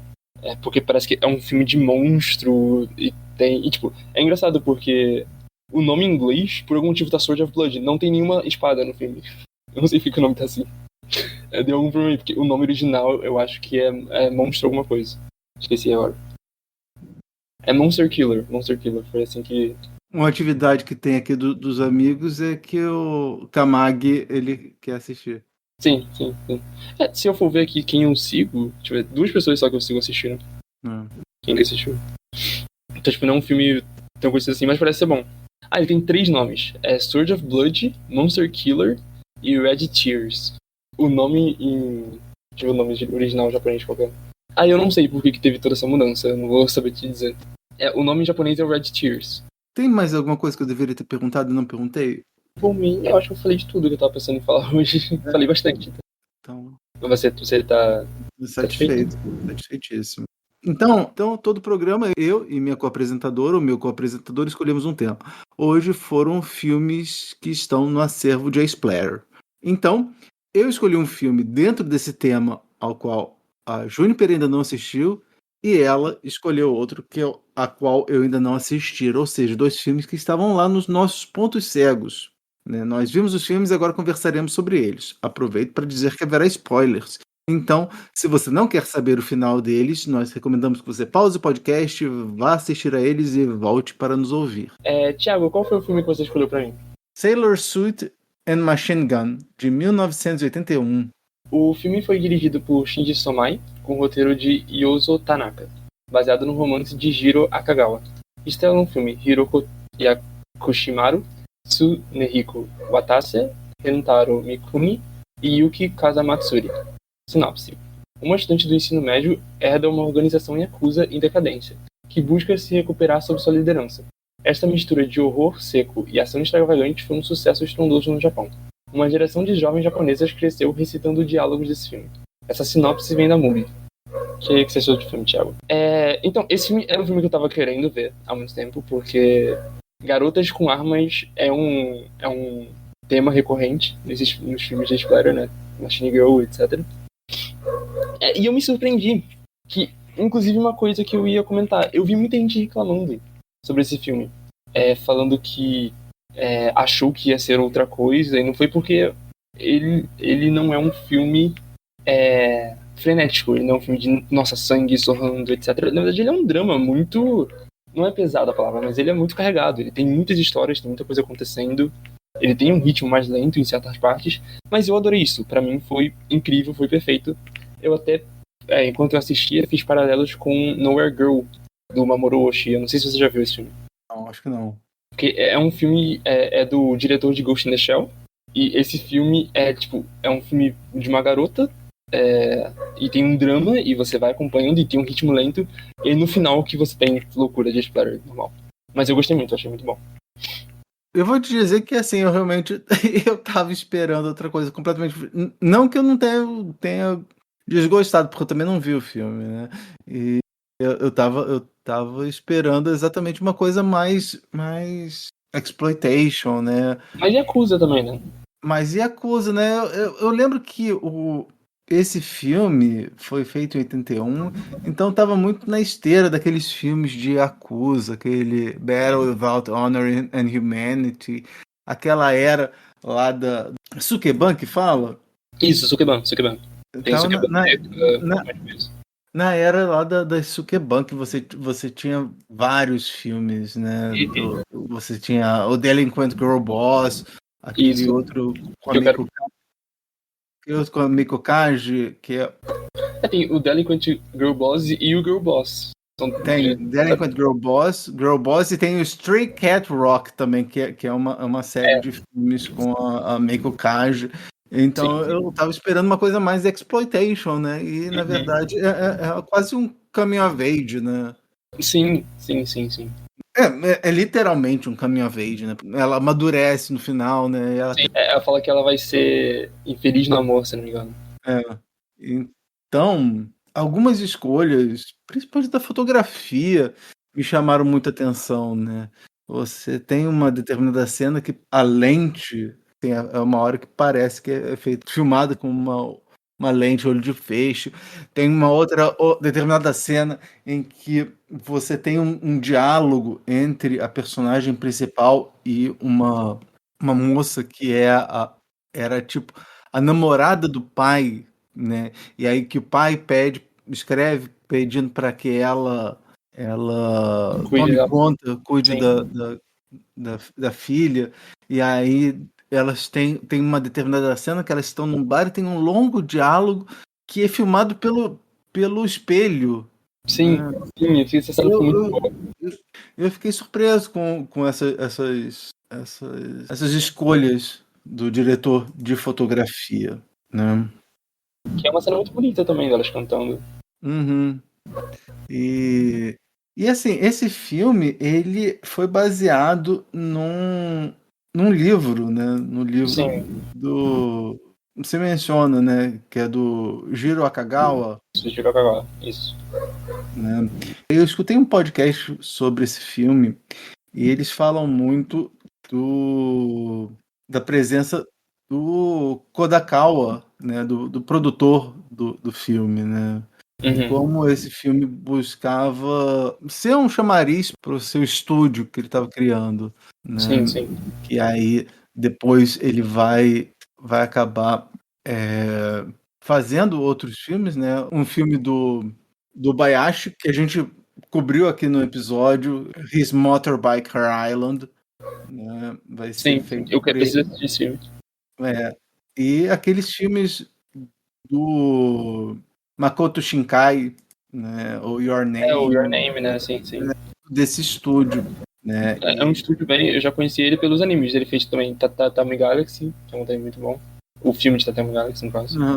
E ele também ele produziu um filme também do Bayashi chamado School in the Crosshairs, que é com a atriz principal, que é a Hiroko Yakushimaru. Desse filme? Sim. Filme. Ela também tá? Ela também tá, só que ela também faz uma estudante do ensino médio, só que ela acaba desenvolvendo poderes psíquicos. Caramba! É do mesmo ano, né? A hora que eu vi. Né? E E é uma atriz muito boa, ela. Sim, sim. Eu só vi esses dois. E uma coisa que eu pensei, exatamente porque assim, eu quis ver esse filme exatamente porque ela trabalhava, porque eu tinha visto o School and the Crosshairs, aí fui ver outros filmes com ela e de repente tem uma cena em que ela vestida de aluna com aquela roupinha de marinheiro segurando uma metralhadora. Eu falei assim, cara, eu quero ver esse filme. E assim, só aparece acho que uma cena no filme. É lá no final, sim, que ela. E ela nem atira nas pessoas. Ela tira no. Num troço cocaína. É cocaína? É cocaína, né? Numa mesa que tá lá, né? Ela vai, atira, e aí até contam, né, que uma das coisas acaba voando, acertando nela, até machuca, tanto que se você vê essa cena, ela tá com um machucadinho no rosto, exatamente porque machucou de verdade, tanto que tem uma hora que o ator tá lá com ela, vira e fala assim, você tá bem? Ela fala assim, tô ótima, né? E aí, porque ela se machucou, mas resolveu continuar com a cena. Não tinha percebido isso. Pelo que me contaram, né? Agora não sei se é verídico. Deve ser verdade. É interessante que ela não acerta ninguém com a metralhadora. Depois ela parece que ela tira, mas já foi com a pistola, já não foi metralhadora. Depois que acertam o amigo, eu esqueci o nome dele, acho que é Masa, o último lá. Vamos, já que a gente tá falando do elenco, falando dela, você já tinha visto alguma outra coisa com ela? Não. Não tinha visto, não. Esse foi o primeiro filme que eu vi com ela. Assim, eu conhecia por cima os School and the Crosshairs por causa do Obayashi, que eu preciso ver mais filme dele. Mas essa foi a primeira coisa que eu vi dela. Posso te dar uma dica que eu tenho feito e tem dado muito sucesso? Sempre que eu tô querendo assistir mais filmes de determinado diretor ou determinado assunto, eu faço episódio do podcast. Então cria um podcast pra assistir o filme e falar. Assistir o filme. Foi isso que a gente fez. A gente gravou, a gente fez um episódio, eu a Agnes, eu acho que o Wilmerson, sobre o Obayashi, e aí eu aproveitei e vi um monte de filme dele pra me preparar. Isso é ótimo. Não, se você for ver o meu Letterboxd, a maioria dos filmes novos que eu tô assistindo é tudo por causa do podcast. Aí, ó. Do Peter Jackson, do Pre-Code, é tudo por causa daqui.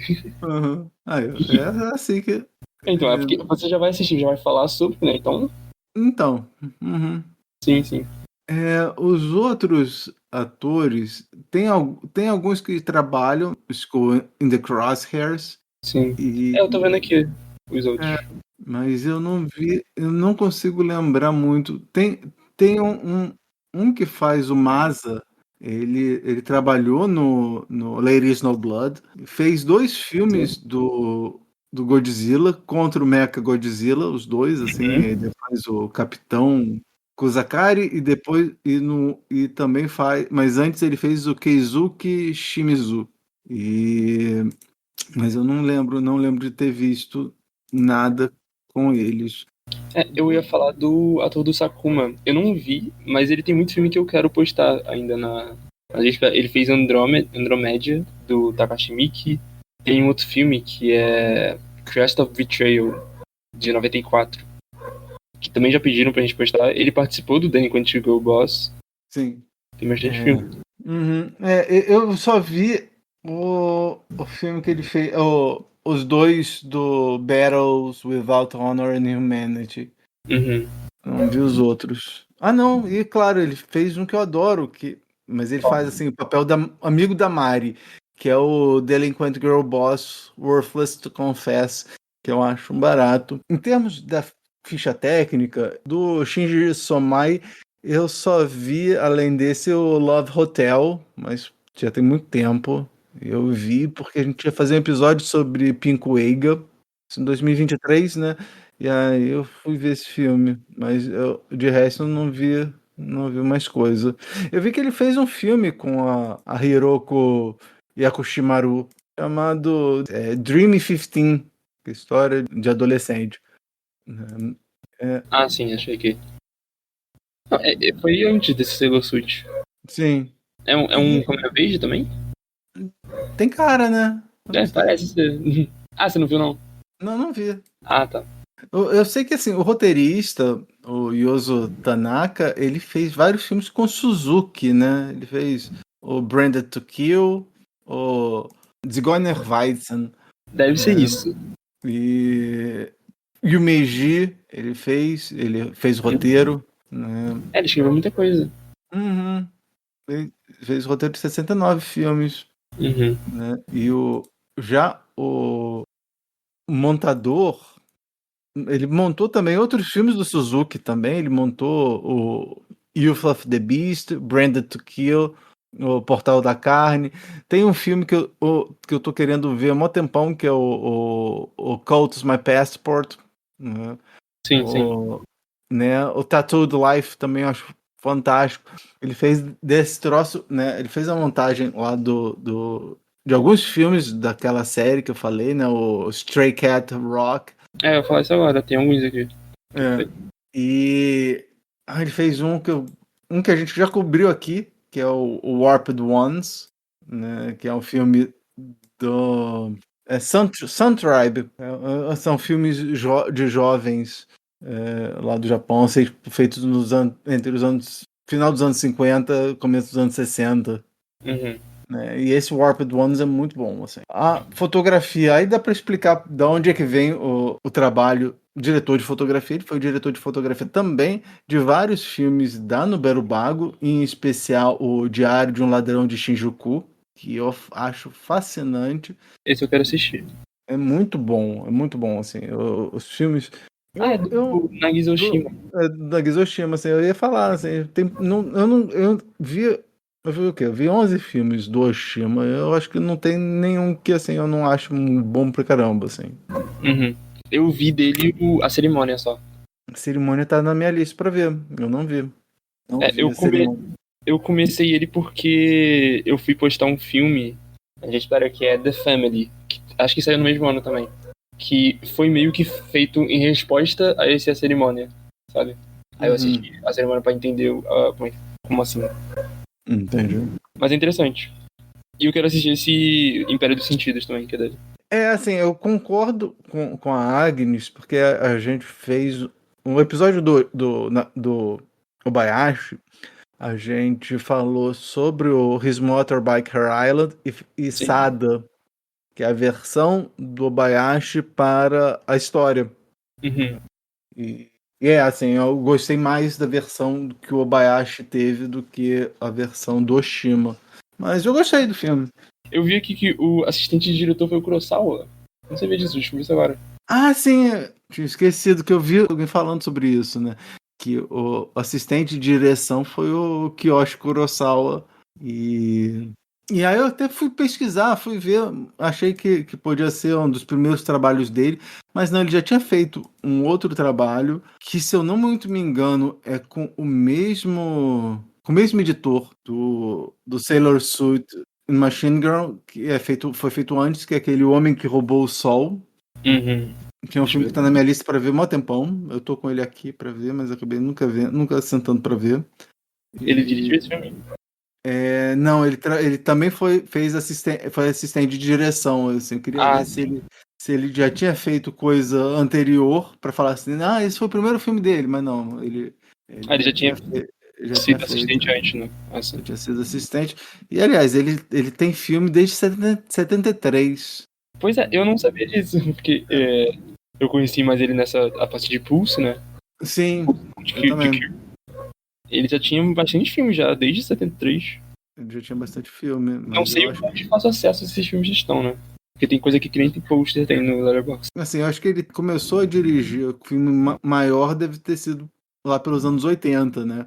Sim. Esse deve ser, provavelmente, ele como assistente de direção, esses dois filmes devem ter sido os filmes no começo da carreira dele com maior orçamento.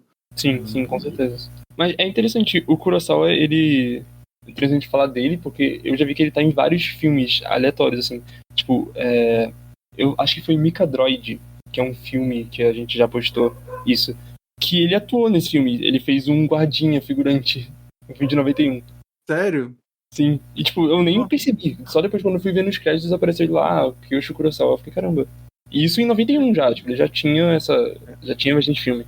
É.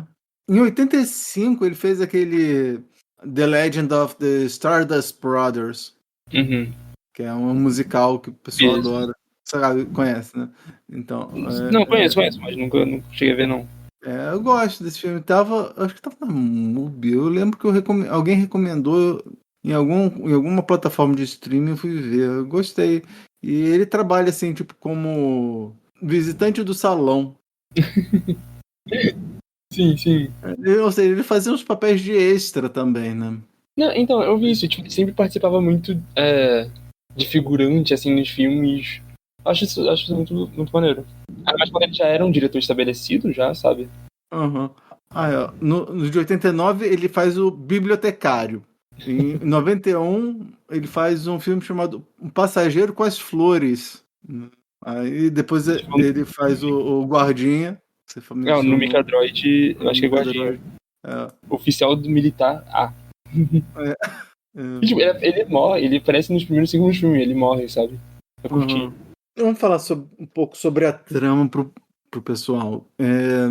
Então a história é que você tem a Izumi Hoshi, que depois que o pai morre, ela acaba herdando uma gangue da Yakuza, né? Acaba precisando assumir o comando enquanto ainda é estudante do ensino médio. Uhum. É engraçado que você meio que se engana no começo do filme, porque o começo do filme é bem pastelão, assim, bem escrachada, piada, né? A comédia, né? Você acha que vai seguir nisso, mas não, acaba por aí, né? Que tem uma hora em que o chefe da Yakuza tá doente, aí o filme começa com o pessoal da Yakuza levando um médico para visitar o chefe. Sim. E aí eles sentam, né? Aí ele vai e pega uma seringa enorme. O cara fala assim, que seringa é essa? Eu falei assim, mano, eu não tô acostumado a usar seringa em seres humanos, né? Eu geralmente faço em bicho. Eu falei assim, como assim? Eu falei assim, não, eu sou veterinário. Eu não sou médico.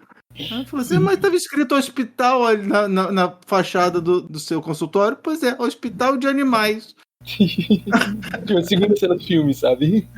Começa assim, você acha que o filme vai continuar assim, mas não, né? Ele acaba caminhando muito entre a sátira, o drama, né? Ele vai oscilando muito, né? Até porque o clã deles, né, que é o clã Medaka, é um clã muito, tipo, as atividades deles já ficar bêbados e andar pela rua, sabe? Parar pessoas aleatórias que estão de moto e botar a chefe pra ficar andando. Sim, então, exatamente. Tipo, é uma coisa muito escrachada, sabe? Eu imagino que a líder deles é uma estudante. Pois é. Não, e assim, ela acaba aceitando, porque ela no começo não queria falar, desde quando, sabe? Você Yakuza.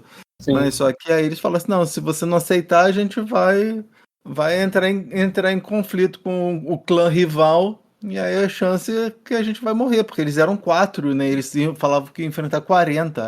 Aí ela resolve, fala assim, então tá, eu assumo, mas a primeira coisa que eu quero fazer agora que eu sou chefe é impedir vocês de irem para enfrentar esse clã rival.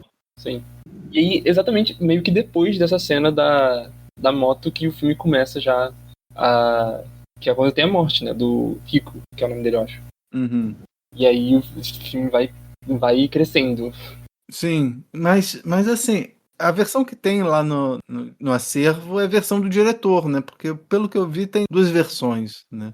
Uma versão que é mais curta, que acho que tem 110 minutos, e essa que foi o quê? Foram 133 minutos. Né? 2 horas e 10. Eu não sabia que tinha 2 versões. Mas eu ia comentar sobre isso, porque você vê a versão do acervo, né? Eu vi a versão do acervo. Ela tá censurada, eu não sei se tem alguma versão sem censura. Porque tem uma cena que tá tendo uma cena de sexo e tem tipo um quadrado preto na tela, não sei se você se ligou nisso. Mas eu não sei, isso não é uma coisa meio comum lá no Japão, esse tipo de censura? Não, depende, né, do filme, mas assim, eu queria ver se tem alguma versão sem censura, né? Não sei, preciso pesquisar ainda. Porque como eu só postei o filme, né, e eu vi por cima se tava tudo certo, eu não sabia que tava censurado. Uhum. Mas é porque essa censura de uma tela preta eu nunca vi, sabe? Não, mas geralmente eles põem meio que quadriculado as coisas, pixelado, né? sim. Não, então, isso é comum, Tem uma determinada... Aí tem algumas cenas, né, no filme em que te chamaram a atenção, que você gostaria de destacar? Tem a cena que a gente já falou sobre, que é a cena do bar, que elas estão cantando, né? Especificamente quando a Izumi, ela sai do bar. E a gente tem, tipo, a cena dela na porta do bar com a Mayumi lá dentro. E as duas cantando, tipo, juntas. Essa cena é muito boa, gostei muito dessa cena. Outra também que a fotografia tá incrível, que é mais lá pro final do filme, quando elas estão com o gordo, não sei como pronunciar o nome dele, que eles estão lá naquela parte do mar, sabe? Que tem a mesa, ali, aquele frame é muito lindo. Sim. Que de repente, assim, ela é sequestrada e aí de repente ele vai e conta a história de que como é que ele perdeu as pernas, né? Que Sim. ele vai e conta, né, que ele ficou em pé durante um tempo e tal, e aí acaba botando ela, né, em cima de uma mina terrestre, e aí ela tava se desequilibrando, aí chega a namorada do pai, né, que aí você acaba descobrindo que ela é filha desse chefe da Yakuza, que seria o dono da heroína, né? Porque, assim, ao que parece, o pai dela morreu porque Nossa, tem muito plot. Tem uma coisa que ele explica direitinho, mas eu achei difícil. Ele tem uma hora que o pai dela morre porque ele tava carregando heroína, né? Porque ele era comerciante, vivia fora e ele traficava heroína. E aí, ao que parece, essa heroína pertencia a esse outro chefe da Yakuza que não tem nada a ver com nenhuma das duas famílias que a gente tinha visto até então, né? Sim. E ele deixa a heroína com a mulher. E aí ele deixa a heroína com a mulher, com a filha do gordo. E aí, que não é gordo, né? Mas... Então, por isso eu falei gordo, que é a pronúncia japonesa, né? Porque... E aí, não, porque em inglês acho que o pessoal chamava ele de Fetsu, que é gordo mesmo. Traduziram pra gordo? Traduziram pra... Fetsu, que é o nome dele. Eu não sei se o nome dele é por causa disso. Não. E aí, é o líder lá da Yakuza e é pai da mulher. Aí ela fala assim, não, eu sei onde é que tá. Aí corta justamente pra essa cena, onde elas estão todas vestidas de roupa formal, com chapéu, tudo chique, comendo à beira da praia. A gente descobre que o policial era um traidor. O policial que chega lá, que pergunta pra ela um monte de coisa, né? E fala mal da namorada, né? Fala, ela era prostituta, não sei o que, na verdade estava trabalhando para o gordo. Sim. Então, a merda só aconteceu porque ele encontrou a filha do chefe, né? Quando ele foi na casa da Izumi. Mas é interessante, né? Que depois ela comenta que toda essa merda aconteceu por causa de uma cocaína, que ela nem sabia que tinha, só achavam que tava com ela. Uhum. Tipo, nem tava com ela, né? Tava com a outra mulher. Quando tava passando o filme, eles falaram, tá contigo? Eu pensei, deve estar na caixa de cinzas. Não sei por que eu pensei isso. Foi porque ela tava com uma caixazinha que era do pai dela, né? Será que a cocaína tá ali, gente? Porque ela não sabe? Mas não. Ela diluiu na água. Imagina, a Izumi deve ter tido algum problema, porque... Você vai beber água de boa. Não, é por isso... A gangue dela tava fazendo bem, de botar ela pra ficar tomando saquê em vez de ficar tomando água. É verdade, mas eles não sabiam disso, sabia? Não sabia. Não sabia, mas foi bom eles terem feito isso. Foi bom. As raras ocasiões que beber saquê é melhor que beber água, tá vendo? Foi melhor pra ela. E assim, o grupo dela, a gangue dela, são 4, né? Um deles morre logo cedo, e eles vão morrendo ao longo do filme, né? Um deles acaba morrendo, briga com o policial, aí o policial, acho que esfaqueia ele, né? Fala assim, não, olha, se você morre, se você se mover, você morre. Aí ele vai lá, encontra a Izumi, aí abraça a Izumi, tem um diálogo mega esquisito, né? Ele fala assim, você tem o cheiro da minha mãe. Sim. Aí ele começa a abraçar ela, aí ela fala assim, fala alguma coisa, pergunta alguma coisa da mãe dele, e fala assim, não, ela era uma prostituta alcoólatra. Ela fala assim, que bom. É uma cena muito... É porque você sabe exatamente pra onde aquilo vai, né? Não é? Desde o começo, desde do confronto dele com o policial, você fica assim, o que tá acontecendo? Por que né? E no final das contas ele acaba sendo morto logo em seguida. Sim. Né? E aí você tem o outro membro da gangue, ele acaba do nada ele a Izumi arranca ele do armário. Sim. Do nada, eu falo assim, o cara nunca deu pinta. Você é gay, né? Ele sou. Tipo, é uma cena do nada, tipo, eles estão no elevador. Ela fala, pô, eu queria sempre quis te perguntar isso. Você é gay, né? Ele sou. Ele nunca deu impressão. Eu tava tipo, assim. Aí eu fui vendo e fiquei, pera, o quê? Como? Eu tive que voltar, porque eu fiquei tipo, o que tá acontecendo? Me perdi. Perdi alguma coisa, gente? E por fim, eu acho que é o Masa, né? Que é o último que... Não, o Masa é o penúltimo e o Sakuma, que é o último. Ah, é. O Masa é o gay. Isso, o Masa é o gay.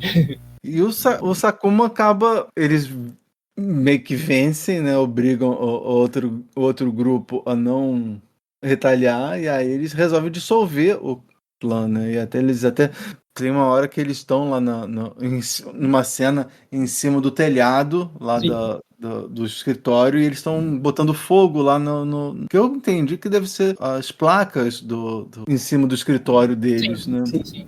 É, porque só sobrou os dois, estava dissolvido. E aí... Eu achei que também foi tipo, pra simbolizar meio que um funeral, sabe? Pros que morreram. E o mais trágico de tudo, porque assim, a gente começa achando graça e de repente acaba com um troço trágico. É que ele acaba sendo morto porque ele vai tentar separar a briga de dois membros da Yakuza, né? Então, mesmo assim, ele acaba sendo morto pela Yakuza, né? Mesmo saindo. Né? Dá uma noção trágica para a história dele. Né? Então, e é mais trágico ainda porque ele conseguiu mudar a vida dele, né? Porque ele falou que ele ia viajar para outro lugar, ia fazer outra coisa da vida dele, e ele conseguiu. Ele foi para Hokkaido, se eu não me engano. Eu esqueci agora o trabalho que ele falou que tava fazendo. Mas ele não tava mais sendo Yakuza, tinha um trabalho honesto, ele tava vivendo a vida dele. E ele tava querendo voltar para encontrar Izumi, pelo que eu entendi. Sim, ela tinha pedido para ele. Ela tinha pedido para ele que quando ele se estabilizasse para voltar lá para encontrar com ele, para eles se encontrarem. E ele tinha voltado para se encontrar com ela e acaba morrendo. Sim. E aí o filme termina com uma cena, ela com um outro uniforme, né? Pelo que eu soube, esse uniforme de inverno, uniforme branco com saia azul marinho é o uniforme de verão. Sim. Né? E aí o uniforme todo azul marinho é o de inverno, pelo que eu fiquei sabendo. Isso daí algum dos vídeos que eu vi, o cara estava explicando isso. E aí ela agora de volta para a escola, porque ela tinha sido expulsa. Né? Ela agora de volta, né? E isso daí foi uma coisa meio de guerrilha, né? Pelo que deu para entender, né? Ela não parece mais uma intervenção do que um filme, uma cena do filme, porque não parece que eles conseguiram permissão para filmar, né? Porque ela vai, você vê que a câmera tá de longe, aí ela vai, filma, um monte de gente se junta. Sim. Eles estão filmando ela de longe, né? Eles estão filmando ela de longe, aí um monte de gente se junta em volta dela. E aí ela fica brincando com as crianças, né? De atirar com o dedo. Ela faz o símbolo da metralhadora. Depois ela vai fazer uma referência a Marilyn Monroe, né? Sim. Ela lá em cima. É verdade, da saia dela subindo, né? Sim. A saia dela subindo e ela... Me deu um susto isso, que ela do nada subiu no negócio de ar e começou um monte de gente juntar em volta dela. Eu fiquei assim, o que tá acontecendo? Né?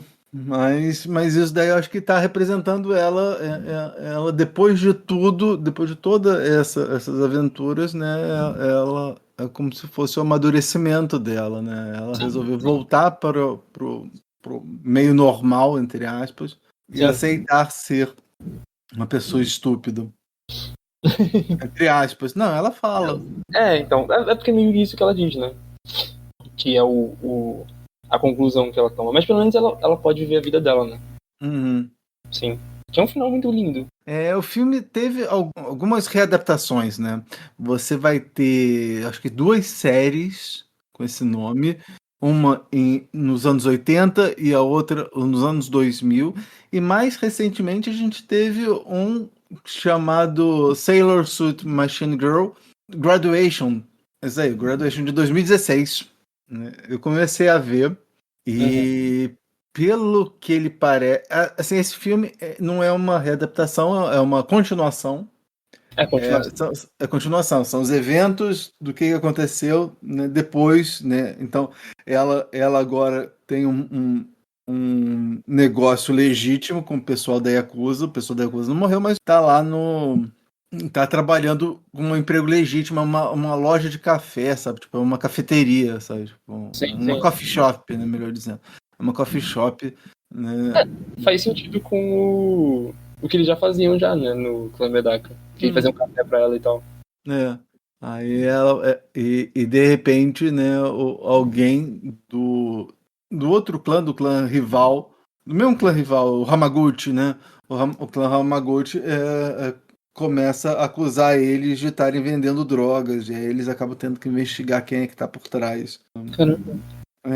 Eu só vi, eu não vi todo, eu vi acho que uma meia hora só, mas eu gostei, assim, é exatamente aquilo que eu tava esperando, assim, muito metralhadora. Sim, ele já vai mais pra esse lado, então, né? Já. Sim. Não, vou assistir. E tu viu os de 2006 de 82? Não, eu não vi as outras versões, não, eu fui ver direto esse. Mas eu só vi um pedaço, acabei não vendo tudo. Eu vou assistir. Mas o de 82, o 82 e 2006, pelo que eu fiquei sabendo, eles são séries. Tô vendo aqui. Só o Quadration que é filme, né? Sim, foi sério. Mas interessante. É uma outra abordagem, assim, e meio que reivindica com todos os detalhes, assim, tipo, a continuação. Sim. Eu até achei que um dos personagens tinha trabalhado, mas não, acho que não. Um dos personagens tinha o quê? Tinha trabalhado no original, mas acho que o elenco todo é novo. Eu imagino que sim.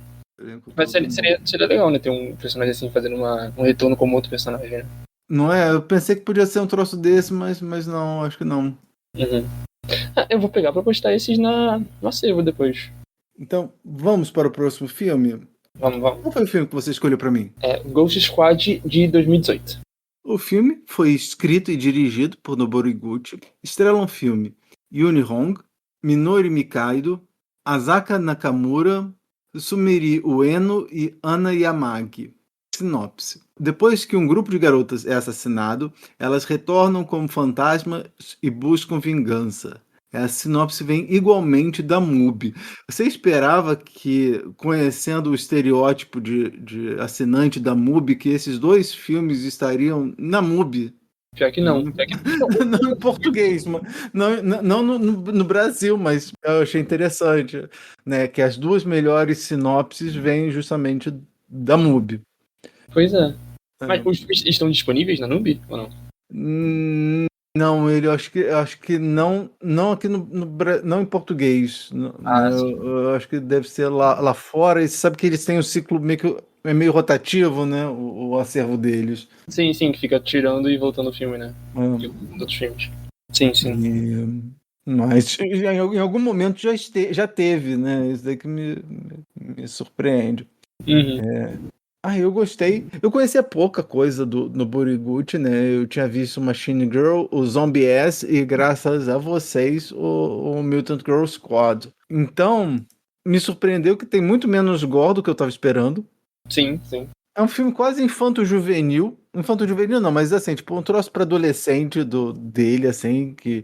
Em termos de violência, né? Até mesmo a história, né? Que na verdade, esse filme, a gente falou do Peter Jackson, esse filme me lembra um pouco o Frighteners.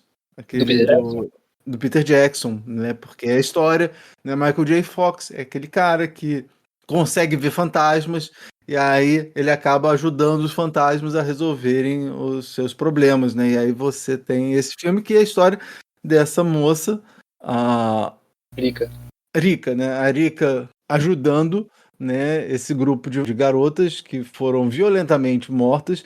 E é engraçado, uma coisa que muita gente fala né, elogiando esse filme, que esse filme, né, muita gente poderia falar que é exploitative, né, que explora, que explícita, né, mas o filme não, em vários momentos em que você acha que ele, no Bollywood podia fazer alguma coisa mais explícita, né, você tem a cena das garotas morrendo, de elas sendo violentadas, e mesmo assim o filme não acaba não mostrando, né, o que contrasta com, de repente, uma garota fala assim, agora eu vou tomar banho de ar, aí tira a roupa, assim, só fica de biquíni, falando assim, que bom ar, tomar banho, né, e também aquela forma de como elas transmitem os poderes, né, porque elas precisam da Rika para conseguir poderes, e a forma como a Rika consegue transmitir o poder para elas é se beijando. Então, que rende muito excelente desse tipo. Então elas vão e ficam se beijando e tal, e aí você fala assim, é apelativo, lembrei. Sim. Você fala assim, isso é uma coisa apelativa e tal. Mas aí você vê, né? Ele teria chance de fazer coisas muito mais apelativas e não fez, né? E eu acho que muitas coisas tem até um tom meio cômico, né? Por exemplo, que aí tem uma cena em que tá a Rika com as duas se beijando e tal, e aí de repente corta para as pessoas normais que não conseguem ver fantasma. Sim. E ela tá lá e a língua no ar. Ela mostrando a língua no ar, assim. E uma outra coisa também que eu gosto, né? Que assim, as personagens, as fantasmas, pelo menos, né, são bem Turma da Mônica, né? Elas não trocam de roupa porque são fantasmas, né? Sim. Mas assim, cada uma delas tem uma identidade visual tão boa que você olha, assim, tipo, uma peça de roupa e você já sabe qual delas, né, qual delas se enquadra, né? E eu acho isso fantástico. E tanto que até a própria arma que elas usam, né? Porque quando elas vão enfrentar o desafeto delas, elas absorvem o poder da Rika para conseguir uma arma, né? E aí cada uma delas tem uma arma específica. Então, por exemplo, aquela garota que foi violentada, né? Ela tem um martelo de carne, né? Que ela usa para martelar a carne, o pedaço de carne lá do cara. Sim. Né? E aí a outra, né? Uma outra que ela não acha interessante vir como humana na próxima encarnação, ela queria voltar como cachorro. Então ela às vezes mistura, assim, ela se comporta como se fosse um cachorro. Sim. Tal, de ficar lambendo e tal. Latindo, né? E aí quando ela ganha o poder, ela cria um cachorro da vingança, um cachorro do... Ela materializa um cachorro no braço dela. Materializa um cachorro, né? E tanto que aí no final, né, porque assim, o que o filme vai discutir é que elas foram mortas. Eu não entendi por que precisou passar tanto tempo. Vou te dizer que eu não sei por que precisou passar tanto tempo. Porque ela fala assim, elas foram mortas no período Showa, né? Aí você vai ver o período Showa vai até 1989. Eu acho que não faria muita diferença. Porque, assim, os atores eram os mesmos, no Bollywood não se preocupou muito em botar uma peruca branca, assim, tipo, no vilão pra... Você nem tem tanta diferença.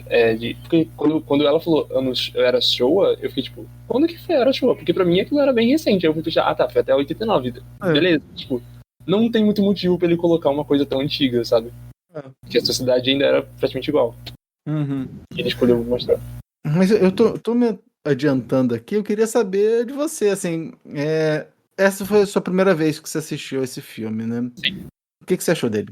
Eu gostei. Então, eu ia comentar que o Noboriguchi, ele tem outro filme com essas mesmas atrizes, de 2016, que é o Devotion to Cinema. Eu não sei se você já chegou a ver sobre ele ou falar sobre ele. É um filme bem não desconhecido do Iguchi. Com as mesmas 5 atrizes. É que elas fazem parte de um grupo, né? Elas são idols. Eu não sei se as 5 fazem parte do mesmo grupo. Eu não cheguei a ver o grupo idol delas, mas eu sei que as 5 são idols. E aí ele tem... Tanto que o final desse filme, do Ghost Squad, é delas se apresentando. Sim. Aí ele tem esses 2 filmes que elas são meio que as protagonistas, né? Então, esse filme, uma delas não ficou tanto em destaque assim, que é a Asaka Nakamura, que ela meio que foi a treinadora só, porque no outro ela é a mais protagonista. Mas assim, esse filme, Ghost Squad, é tudo que eu pensei que o outro seria. Porque assim, você comentou que esse filme não tem tanta violência, não tem tanta essa coisa que você esperava.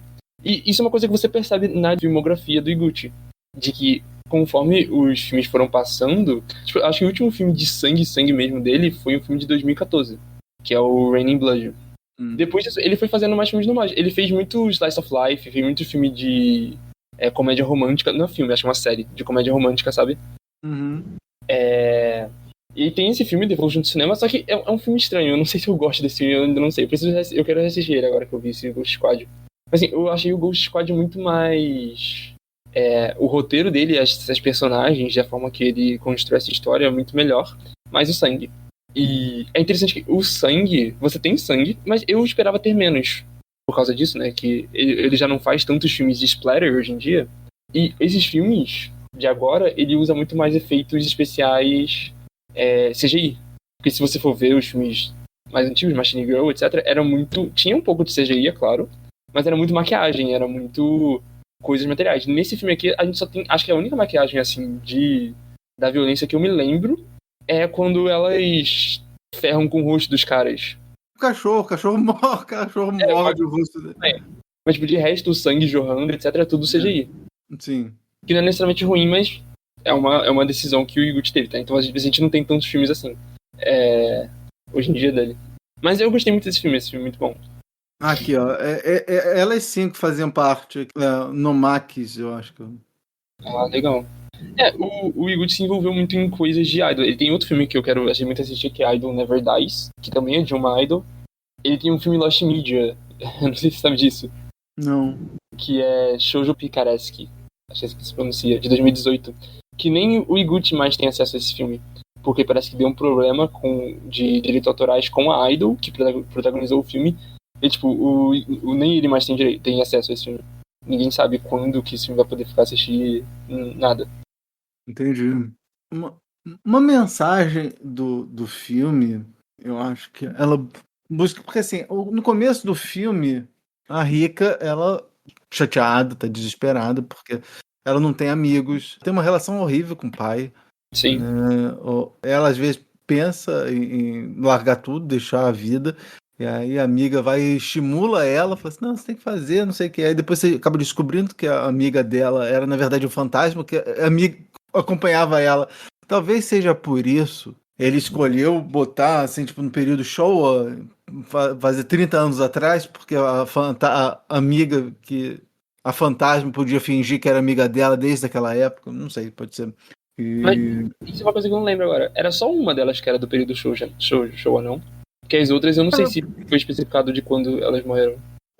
Não, mais ou menos, porque de repente, assim, um morreu no período Showa. Aí a outra, 2 semanas depois, o outro...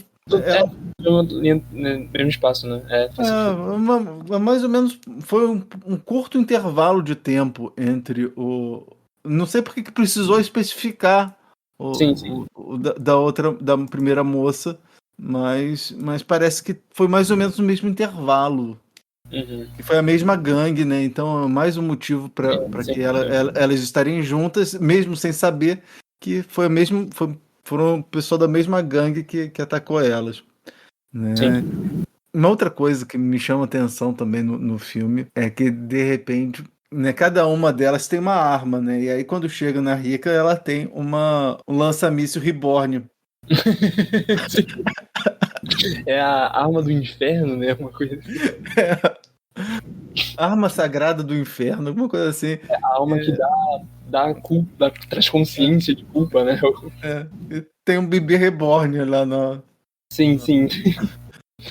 Eu tomei um susto, porque ela tava com isso eu acho muito legal. Pra representar que elas são fantasmas, elas só usam maquiagem branca. Não tem um efeito, não tem nada. Eu acho isso muito legal. E ela aparece com maquiagem branca. Eu pensei, ela morreu? O que aconteceu? Mas não, foi todo um plano pra depois revelar. E tem a gente não comentou também, tem a garota que fingia ser amiga dela. Eu esqueci o nome dela, eu acho. Eu acho que era a Yoshie. Que a arma dela é uma metralhadora. Uma metralhadora, sim. E tem a treinadora delas, né? Que a gente não sabe muito sobre ela, não sabe como ela morreu, não sabe como que ela vai fazer. Ela só aparece pra treinar elas, participa lá da luta final e depois ela some. E que ela teria mais destaque, né? A personagem dela. Uma coisa que o pessoal de um vídeo que eu assisti, falou e muito bem, é que, assim, o filme é muito bem feito, né? Você não tem, assim, uns erros de continuidade, um erro de roteiro, um erro de fotografia, não tem, mas, assim, o Noburiguchi tem plena consciência das limitações orçamentárias Sim, do com filme, certeza. né? Tanto que tem uma determinada rua que é assim, tipo, que é no meio do nada, que é uma estrada, assim, que as pessoas passam por lá umas 20 vezes, assim, ela sai do café, passa por essa rua. Vai pra casa, passa por essa rua, né? Aí você fica pensando assim, de onde é que vem essa rua? Que é uma rua que fica repetindo sempre no filme, né? Uma rua que fica repetindo sempre, até com a mesma poça d'água. Sim. Né? Eu acho, assim, ele tem essa limitação pelo orçamento, né? Mas é nessa limitação que ele busca outras formas de fazer o filme ser interessante, sabe? Claro. Gostei do cachorro. Sim. Eu acho esse filme um ótimo exemplo do Jay Splatter depois que morreu, né? Depois que ninguém mais fazia Jay Splatter, que ele não é exatamente Jay Splatter, ele não segue essas regras certinhas, como você falou, ele não é tão violento assim, mas ele ainda tem coisas que você ainda identifica, mesmo sendo depois. Eu gostei, achei divertido o filme. Assim, eu vou te dizer que comparado com o outro, o Mutant Girl Squad, tem umas coisas, tem umas cenas assim que vão ficar na minha cabeça para sempre, que nem como a cena do bolo. Sim. Mas esse daí tem algumas outras coisas também que são impactantes, como o próprio metralhadora não, como o próprio arma de bebê, né? Então, a arma de bebê é uma coisa. Então, é por isso que. A mão de cachorro. Coisas que lembram dessa essência que tinha antigamente, sabe? Mas eu também acho que. Eu gostei muito do filme, mas eu não acho que ele chega ao que era antes. E tá tudo bem, porque o próprio Noburiguchi não tá mais fazendo filmes assim. Você tá satisfeita? Eu acho que sim, eu não consigo pensar em mais nada falando sobre esse filme. Vamos agora falar sobre streaming no quadro. Tem na Netflix? Tem na Netflix? Tem no Netflix? Tem na Netflix? Tem na Netflix? Tem na Netflix? Tem na Netflix. Então, Juniper, que filme você viu recentemente em alguma plataforma de streaming? Na Prime Video do Japão tem um filme que lançou ano passado, entrou agora no streaming, que é Ghost Killer, do Kensuke Sonomura. Você conhece Baby Assassins? É uma trilogia de filmes de 2020, eu acho que teve o primeiro filme. Não, acho que não. Que é John Wick com duas garotas. É muito bom, uma trilogia de ação que eu recomendo muito. E uma das atrizes, ela fez agora esse filme, que também é meio que essa mesma coisa de filme de ação, só que a história é um fantasma que teve um assassino de aluguel, ele morreu, e aí ele virou um fantasma e ele acabou encontrando essa garota e ele consegue possuir ela. E ele acaba envolvendo ela nesse mundo de assassino de aluguel, e aí ele tem que entrar no corpo dela pra poder lutar contra os caras. É muito bom, recomendo muito. Você falou o nome da série, Baby Assassins, Ghost Killer, e tem arma de bebê? Arma de bebê? Não tem arma de bebê. Então é inferior ao Ghost Squad. Porque eu assisti Ghost Squad e logo depois eu vi Ghost Killer. E aí tinha o Baby Assassin, que não tem arma de bebê. Não tem arma de bebê. Tem que fazer agora um Ghost Baby, né? Tem que ser o próximo filme que vão fazer. É Ghost Baby e depois o Killer Assassins. Isso. É verdade.